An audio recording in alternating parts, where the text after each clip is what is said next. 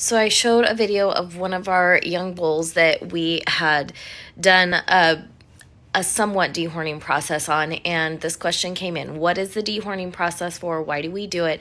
That is a great question. I'm Mindy. I'm a raw milk dairy farmer and a homestead mentor in Nebraska, and the reason that we dehorn is they do know that they have them. So if you've ever watched like loading and unloading videos of longhorn cattle, they know they're there, and it doesn't matter how little they are, they know those horns are there.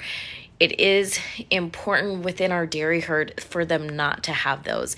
It's a safety issue for us, it's a safety issue for them, it's a safety issue for their herd mates. So for us, they know they have them and they will use them as they will. They also play a lot when they're young, and so it's just much easier to not get a horn to the kidney when you're when you're out there dealing with the younger cows. Second, for their herd mates, it is dangerous. So especially the young little steers, they love wrestling. Cows always, always, always, always need a herd mate. They're herd animals. So if you have one cow or one steer, you gotta have more than one.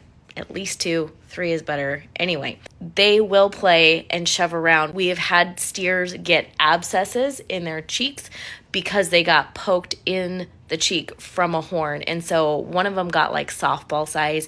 We did treat it with the natural methods that we use here. It was completely gone by the time he went into the meat locker at 2 years old, but it still is an injury and a risk that we really don't want our animals having.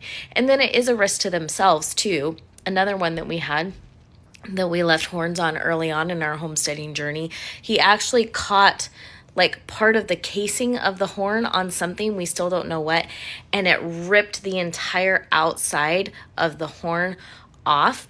And of course, you know, head wounds just gush like crazy, and of course it looked like someone had put a hatchet in his head. There was blood all over his face. It was horrible.